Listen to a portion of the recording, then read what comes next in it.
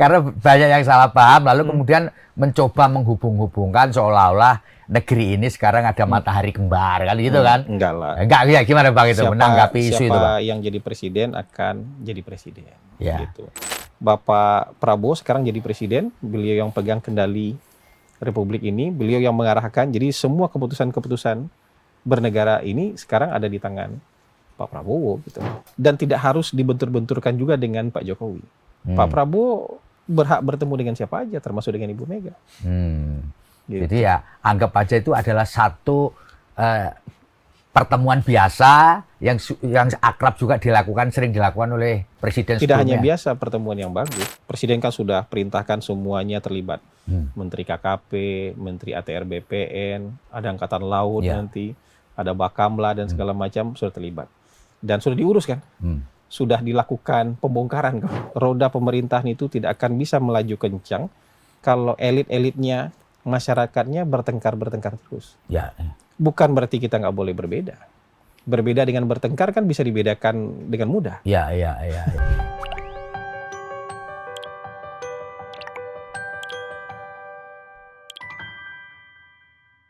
Assalamualaikum warahmatullahi wabarakatuh. Salam damai sejahtera buat kita semua. Bertemu dengan saya Feby Mahendra Putra, Direktur Pemberitaan Tribun Network. Tribuners, pemerintahan Prabowo Gibran dengan Kabinet Merah Putih memasuki masa 100 hari kerja. Dan selama 100 hari itulah muncul berbagai dinamika baik di bidang politik, sosial, dan kemasyarakatan lainnya. Dan satu di antara yang menjadi sorotan media akhir-akhir ini tentu saja kita semua tahu adalah pagar laut sepanjang 30 km yang berada di wilayah Tangerang. Dan untuk ngobrolin hal-hal seputar dinamika yang terjadi selama 100 hari telah hadir bersama dengan saya Bang Hasan Nasbi. Beliau adalah Kepala Komunikasi Kepresidenan Republik Indonesia. Saya akan sapa beliau. Assalamualaikum Bang. Waalaikumsalam. Luar biasa Bang, terima kasih Bang. Terima kasih juga sudah diundang ke sini. Bang, ini kan memasuki 100 hari pemerintahan Pak Prabowo Gibran dengan Kabinet Merah Putihnya Bang. Mungkin bisa dielaborasi Bang. Termasuk juga kemarin telah dirilis hasil dari survei Litbang Kompas 100 hari. Mungkin bisa dielaborasi apa sih yang perlu menjadi poin dalam 100 hari. Silakan Bang Hasan. Kalau sebenarnya arahan dari Presiden Prabowo itu nggak ada patokan 100 hari. Oh, nggak ada. Nggak ada. 100 hari ini kan 3 bulan enggak, 4 bulan juga enggak. Yang ada itu kan kalau programnya Presiden itu 5 tahun. 5 tahun ya. Visi misi, program kerja, Astacita, program prioritas, program hasil terbaik cepat. Itu kerangkanya 5 tahun. Ya. Nah, program 5 tahun ini di breakdown menjadi tentu program tahunan. Nah, program tahunan ini yang nanti di breakdown bulan ini apa per bulan. Jadi memang kita tidak menggunakan terminologi 100 hari. Ya. Jadi walaupun kita tidak bisa melarang teman-teman media karena sudah kebiasaan ya. Sudah terlanjur lah ya kebiasaan 100 hari gitu. Peringatan 100 hari, peringatan 100 hari ini. Walaupun lagi-lagi saya tekankan kita memang tidak punya patokan 100 hari. Arahannya seperti itu. Nah, kalau kita bicara 3 bulan pertama pemerintahan Presiden Prabowo dan Wakil Presiden Gibran Rakabuming Raka, kita kan terbuka aja. Kalau mau bilang tahun anggarannya Pak Prabowo kan baru mulai 1 Januari. Sampai 31 Desember itu tahun anggaran yang sudah direncanakan di tahun 2000. Ketika masanya Pak Jokowi ya. Di awal tahun 2024 kan, sepanjang tahun. Tapi pemerintah kan bekerja sangat cepat lah. Kabinet ini berasa sekali sangat kompaknya. Mungkin memang itu karena retreat di Magelang itu. Oh gitu. Iya, jadi ada camping bersama itu membuat kabinet ini jauh lebih cair lah. Orang-orang yang awalnya mungkin tidak semua saling mengenal satu sama lain, tapi bisa menjadi relatif lebih dekat lah. Gitu ya. Karena ada kebersamaan dalam jangka waktu yang panjang itu. Jadi sehingga berbagai kebijakan, keputusan itu bisa diambil dengan relatif cepat. Gitu ya. Relatif cepat. Mungkin seminggu apa 2 minggu, 2 minggu lah mungkin, setelah dilantik, Presiden sudah bisa tanda tangan peraturan pemerintah kan untuk pemutihan utang UMKM itu loh. Ya. Utang UMKM, koperasi, petani, nelayan yang mungkin sudah di atas 5 tahun mereka sudah nggak sanggup bayar, sudah pernah direstrukturisasi mereka nggak sanggup bayar, dan memang sudah nggak pernah sanggup bayar lagi, Dan atau memang nyatanya sudah memang tidak terbayarkan sudah ya. tidak terbayarkan di berbagai Ya. bank himbara Ya. atau bank itu, Presiden kasih kado itu pemutihan utang mereka, dan secara bertahap 6 bulan ke depan nih, mulai dari Januari sampai beberapa bulan ke depan itu akan ada yang diputihkan. Kayaknya bulan Januari ini ada 2,4 triliun tuh yang diputihkan. 2,4 triliun khusus untuk UKM ya. Iya, untuk bulan ini aja. Ah. Tapi ini kan mungkin di atas 10 triliun totalnya nih, utang-utang yang ngadat ini, utang-utang yang macet dan tidak bisa dibayarkan oleh orang-orang kecil ini gitu. Jadi sehingga mereka nanti bisa bankable lagi. Selama ini kan kasihan, betul. mereka Dia terblokir kan mereka ya. terblokir selama ini, nggak bisa mengakses perbankan Betul. lagi gara-gara tidak sanggup bayar, atau gara-gara agunannya ini sudah tergenang air banjirop, agunannya tanah di pinggir laut, pinggir pantai sudah jadi laut ya. Sudah jadi laut. Jadi itu juga dia nggak sanggup bayar lagi, tapi agunannya juga nggak bisa lagi diakses. Nah kan kayak gini-gini tuh banyak. Itu kebijakan-kebijakan seperti itu kan dilakukan dengan waktu yang relatif cepat. PPN untuk apa? Untuk barang yang kena PPNBM. PPN 12%-nya untuk barang-barang mewah yang juga terkena pajak pembelian barang mewah. Ya. Itu keputusan yang melegakan bagi masyarakat. Dan tanggal 6 Januari kemarin sudah kick off itu.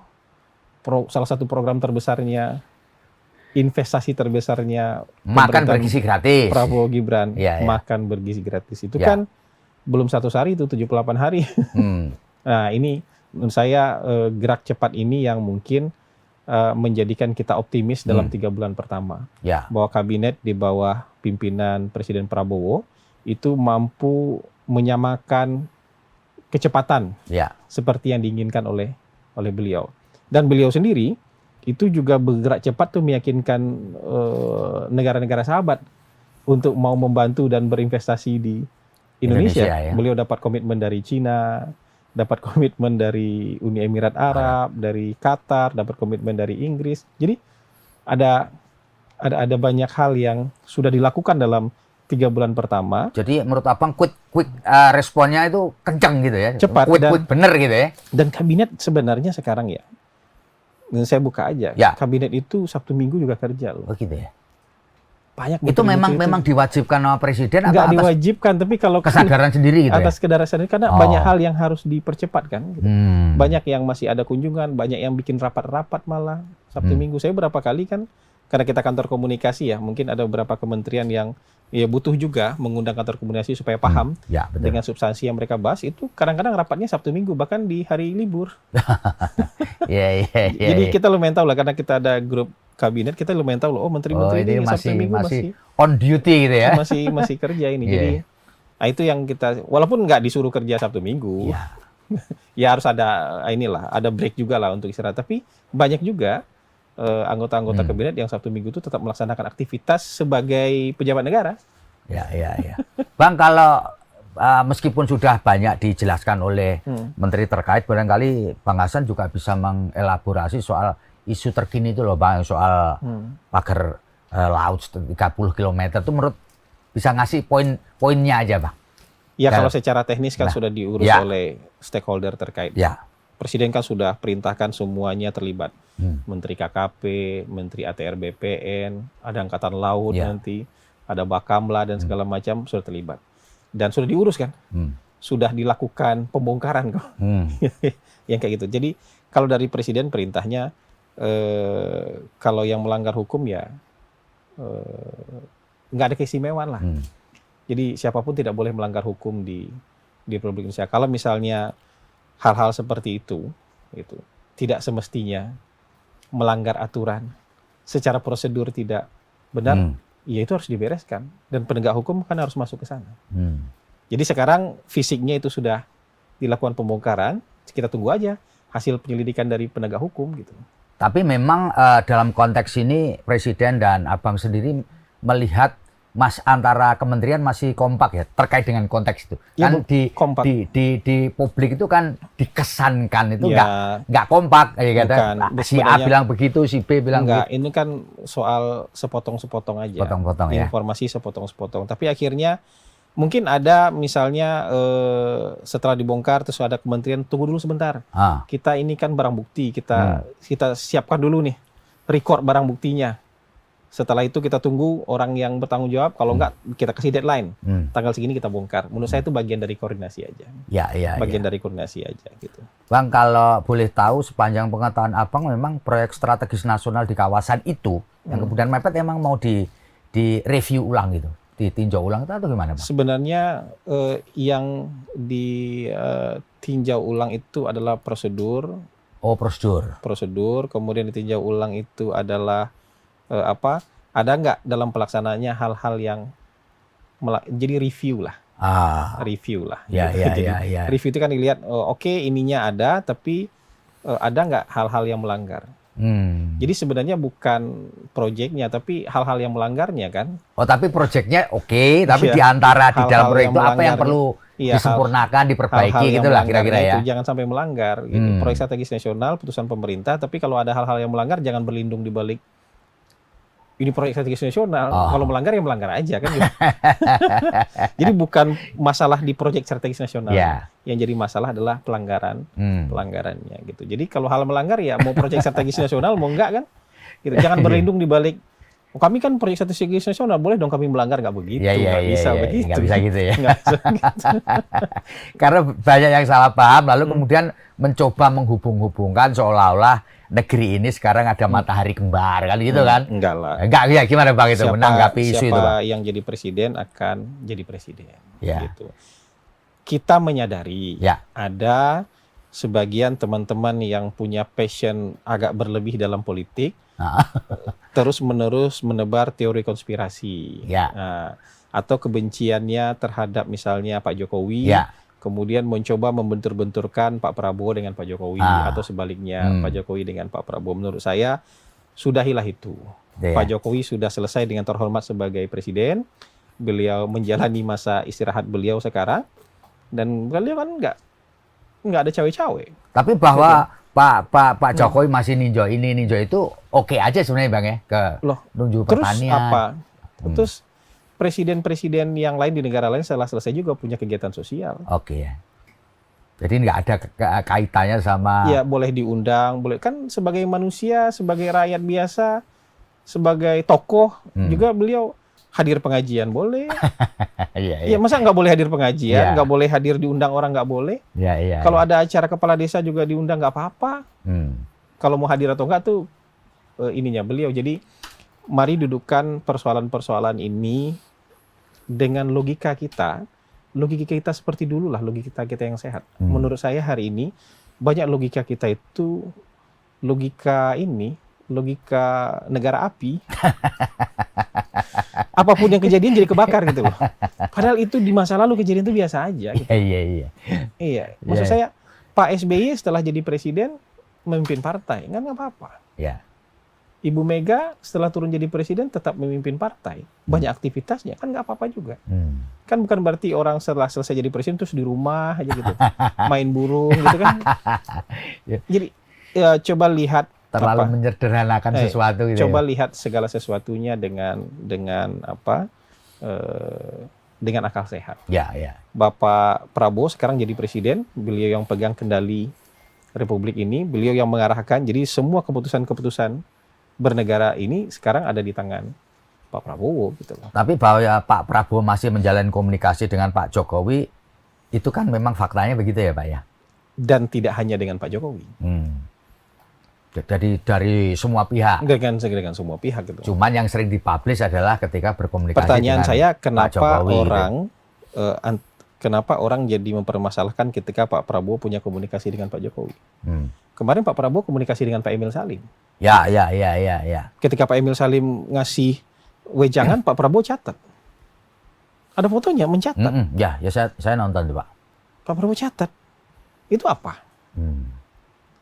Jadi kalau orang yang ini punya pikiran buruk, dia akan bisa framing itu dengan framing yang buruk. Tapi coba lihat dengan framing orang normal aja deh. Dengan manusia biasa yang kita dengan hati kita sebagai manusia aja lah. Bahwa ini sebuah hal yang wajar, berkomunikasi dengan para senior, dengan para mantan presiden, dengan siapapun untuk demi kebaikan bangsa itu kan nggak apa-apa. Ya. Jadi menurut saya yang perlu dibenarkan itu cara berpikir aja. Cara berpikir, karena kita sudah terlalu lama dibuai dengan pertengkaran. Dan kita merasa setiap pagi kita harus cari bahan pertengkaran. Iya. Gitu. Kalau nggak Sehingga bertengkar nggak asik ya. Kalau nggak ada bahan pertengkaran, kita ngerasa dunia lagi ada masalah nih. Kok lagi nggak baik-baik aja nih gitu.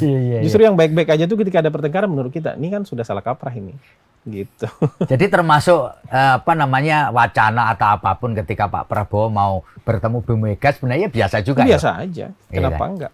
Dan tidak harus dibentur-benturkan juga dengan Pak Jokowi. Pak Prabowo berhak bertemu dengan siapa aja, termasuk dengan Ibu Mega.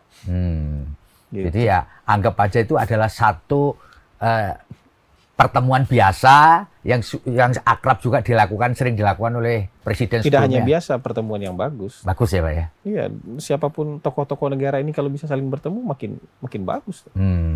Yang nggak bagus tuh kalau nggak bisa ketemu kan.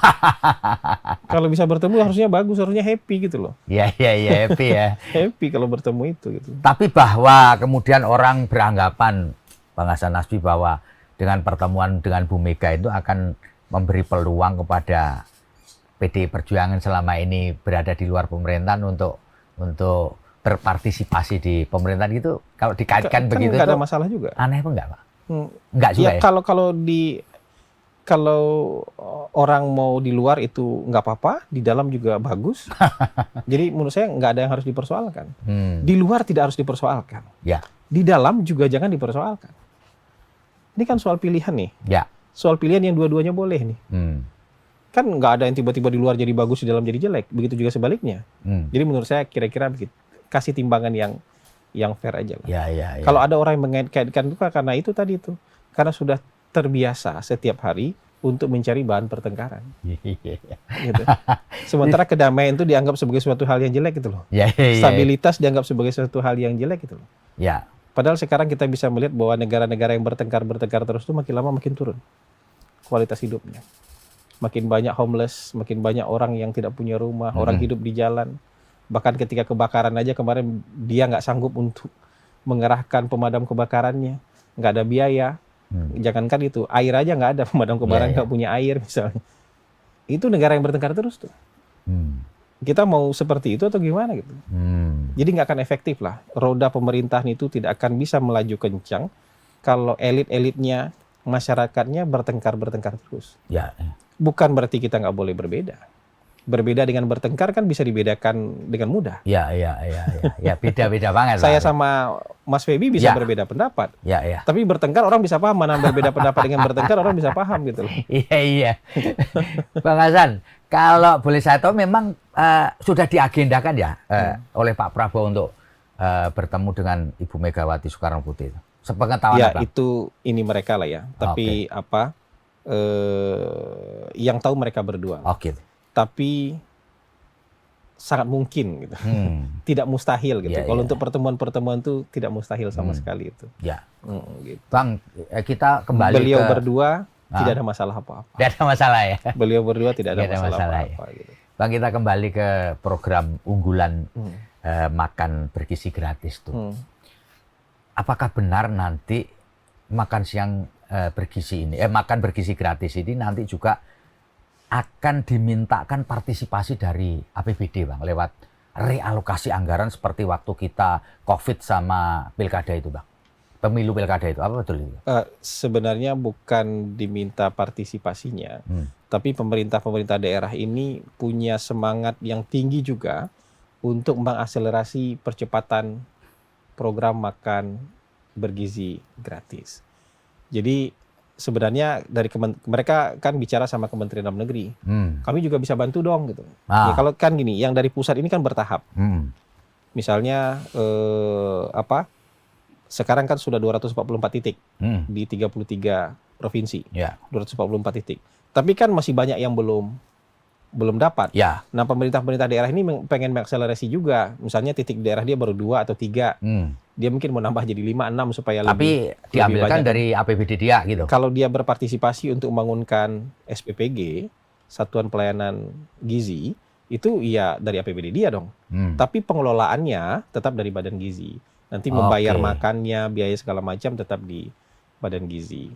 Tapi Presiden kemarin juga di dalam rapat Kabinet Paripurna juga bilang, oh terima kasih pemerintah daerah mau bantu tuh, beliau senang sekali. Tapi juga bisa dipikirkan begini katanya, biar makan bergizi gratis diurus sama pemerintah pusat, pemerintah daerah kalau ada anggaran coba bagusin sekolahnya. Oh gitu. Coba benerin sekolah-sekolah yang ada di daerah, SD, SMP.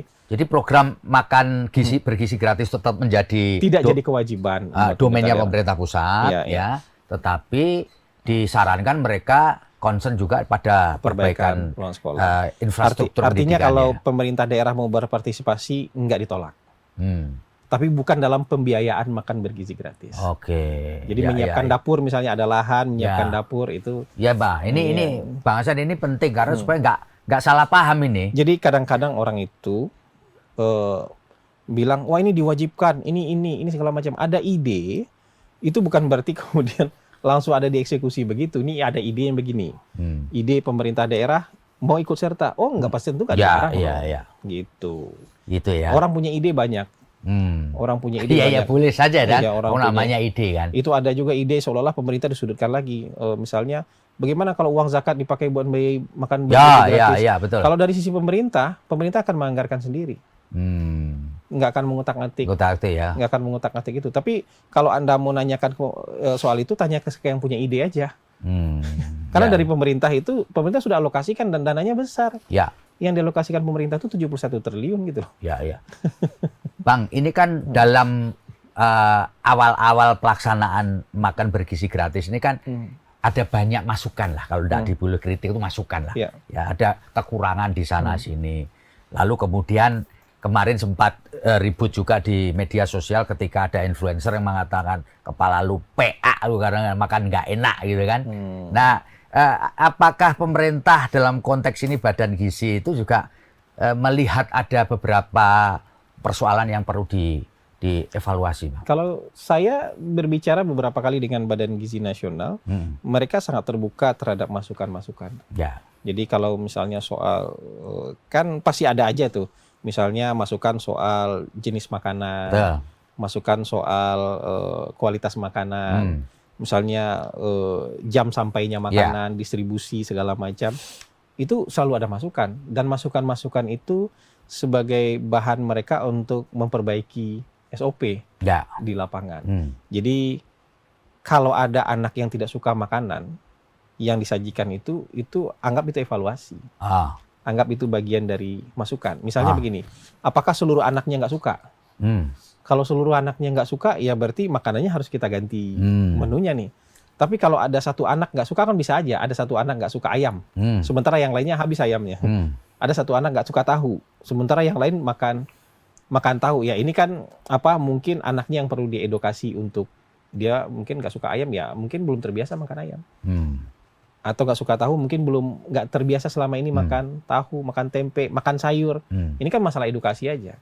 Jadi kita nggak usah terlalu reaktif terhadap hal-hal yang sifatnya masukan.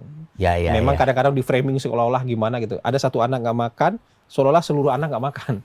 Padahal yang nggak makan satu orang. Kemarin saya turun ke desa di sekolah di Sleman. Ada 2 anak yang nggak menyentuh makan sama sekali. Gitu ya? Iya.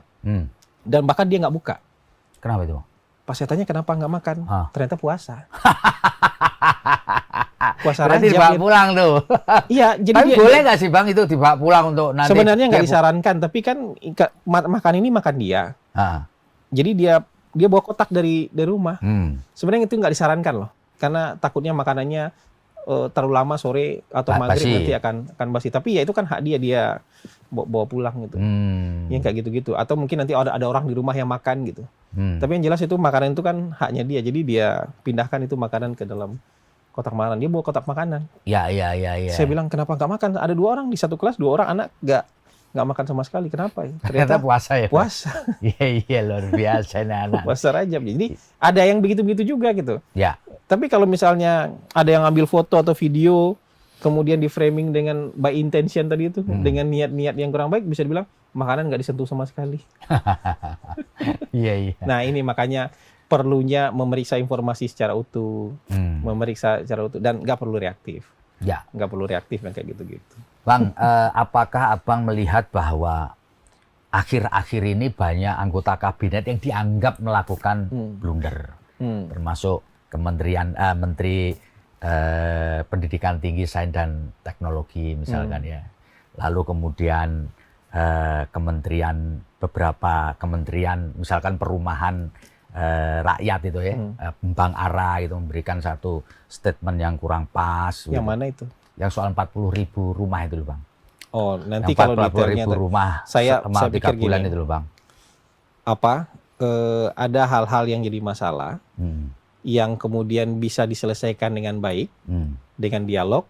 Buat saya yang harus dinilai oleh masyarakat itu bahwa masalah bisa selesai dengan dialog. Gitu ya. Yang jadi masalah itu kan kalau masalahnya nggak selesai. Yang jadi masalah. Kita tuh jangan antipati sama masalah gitu loh. Masalahnya nggak selesai. Ya kalau kita antipati sama masalah kan tiap hari kita ketemu dengan masalah. Yang perlu kita nilai adalah bahwa masalah ini bisa selesai apa enggak. Ya. Apalagi bisa selesai dengan dialog dan baik-baik. Yang kita nilai di ujungnya itu. Ya. Kalau kita ribut soal masalah, kita nggak ada yang layak jadi pejabat nih satupun nanti. Karena tiap hari kita bisa aja ada masalah nih. Bisa saja kita ada masalah ini setiap hari. Yeah. Karena kalau masalah yang diributkan, misalnya, kecuali masalahnya nggak bisa diselesaikan. Nah itu baru jadi ini. Dan kalau soal data-data mungkin bisa datang ke Kementerian Teknis ya. Datang Kementerian Teknis. Menurut saya tentu kementerian itu ketika menyampaikan data, mereka memang punya bahannya. Gitu. Dan sampai sekarang menurut saya kementerian-kementerian sampai hari ini masih dalam on the track lah. Kita jangan anti dengan masalah, Mas. Yang kita pusing itu kalau masalahnya nggak selesai. Masalahnya nggak selesai itu jadi masalah itu. Ya, kalau masalahnya selesai, itu artinya tuh ini. Itu kan achievement kita itu adalah ketika tiap hari kita ketemu masalahnya bisa selesai. Saya mau ke tribun sini. Tadi patwal saya salah jalan, Mas. Salah jalan. Ya. Masuk ke jalan satu arah. Oke. Jadi ngelawan arus. Mobil saya tiba-tiba harus berhenti dong. Udah masuk beberapa meter. Masuk 10 meter harus berhenti karena itu jalan ternyata satu arah. Apa ini? Mau ngotot atau mau mundur? Ya. Pilihan kita ya mundur lah. Ya. Kalau nggak akan stuck di depan. Ya harus mundur lah gitu. Nanti kalau ada yang videoin juga nanti ini RI segini jadi masalah ini. Bisa juga yang kayak gitu. Gitu deh yang menjadi masalah kalau masalahnya nggak selesai. Masalahnya nggak selesai. Kalau misalnya mobil saya ngotot ke depan. Itu masalah nggak selesai itu, Mas. Ya. Karena akan terjadi macet yang luar biasa itu. Ya. Kalau nggak mundur. Ya kita harus mundur lah untuk menyelesaikan masalah. Mundur walaupun mobilnya RI harus mundur lah. Ya harus mundur gitu. Yang kayak gitu-gitu. Jadi masalah harus diselesaikan gitu.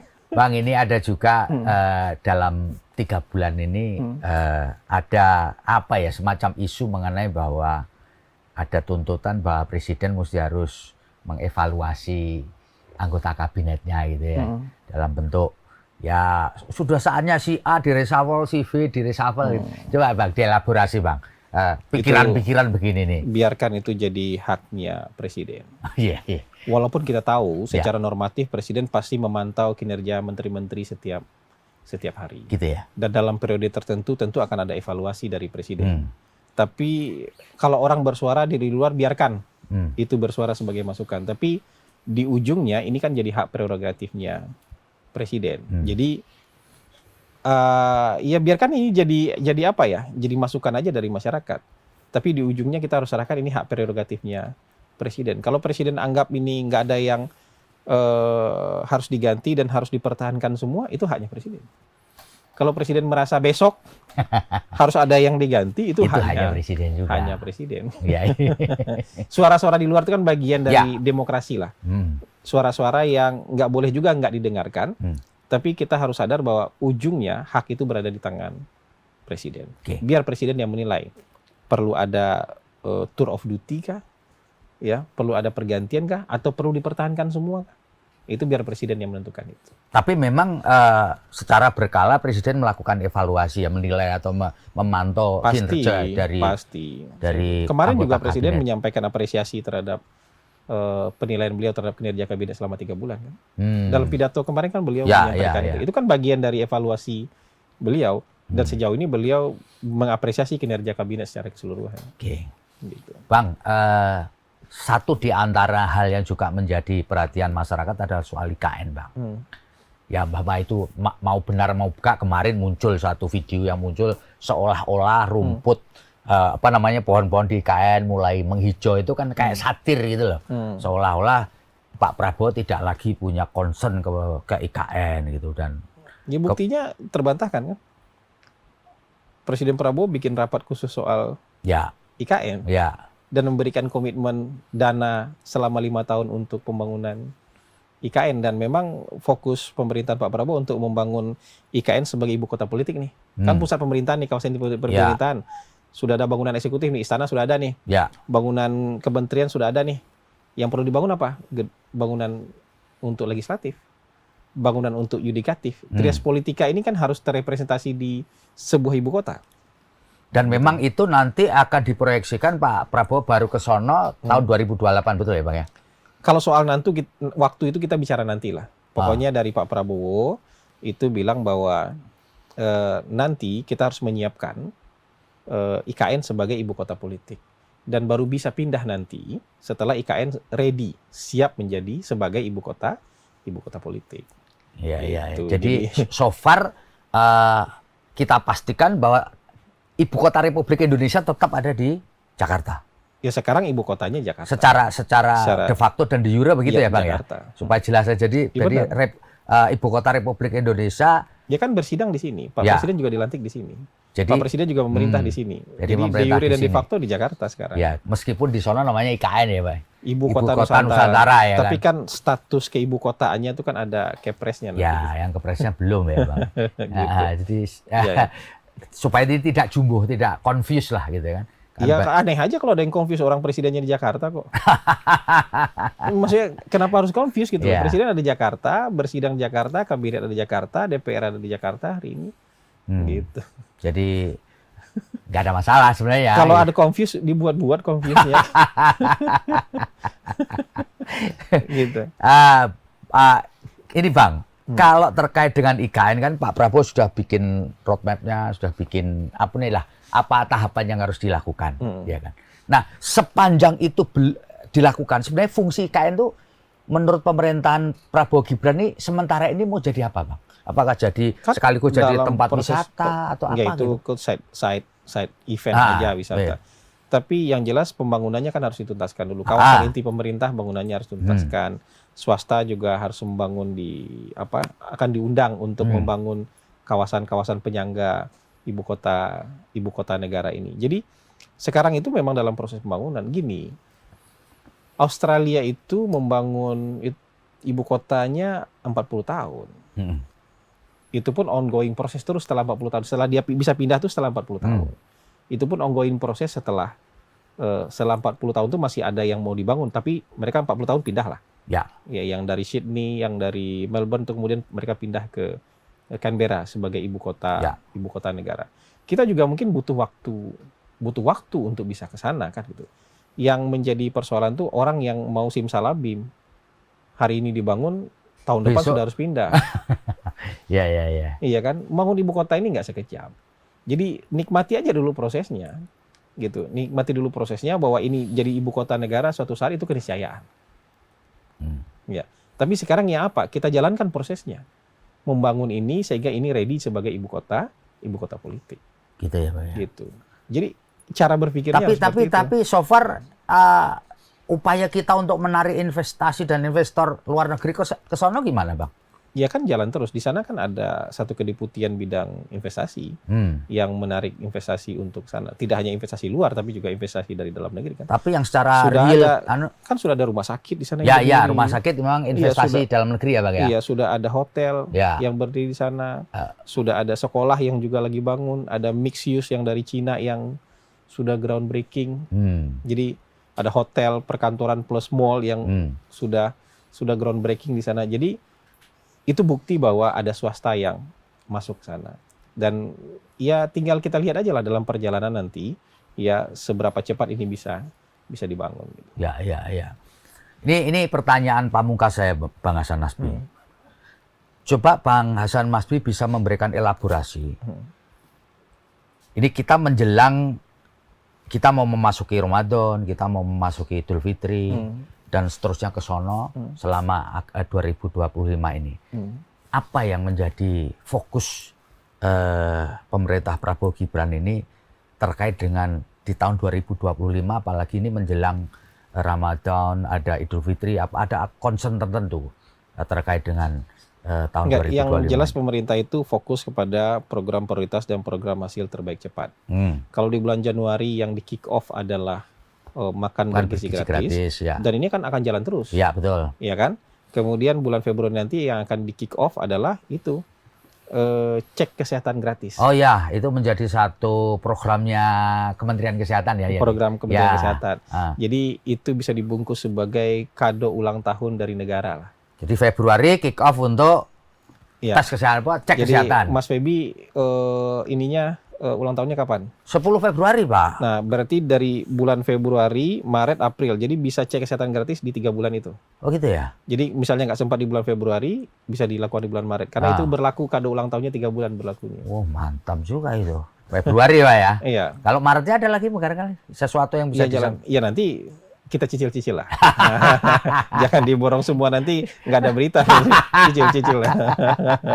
Jadi kita tunggu nanti untuk cek kesehatan gratis bulan Februari. Dan itu targetnya 60 juta orang. Ya, 60 juta orang itu bisa mendapatkan fasilitas pemeriksaan kesehatan gratis. Itu saya senangnya karena kebetulan saya lahir bulan Februari, Pak Hasan. Wah, pas itu dapatnya. Itu dia nih kado. Jadi kado ulang tahunnya dari Pak Prabowo Subianto. Iya, dapat kado ulang tahun itu.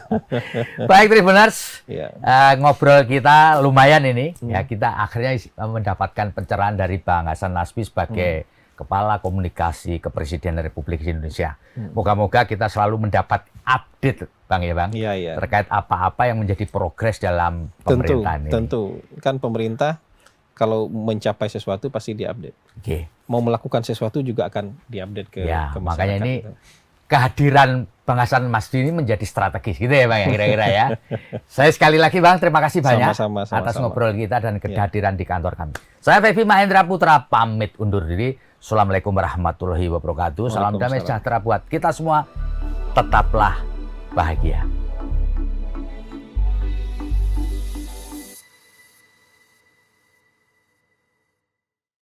Terima kasih sudah nonton. Jangan lupa like, subscribe, dan share ya.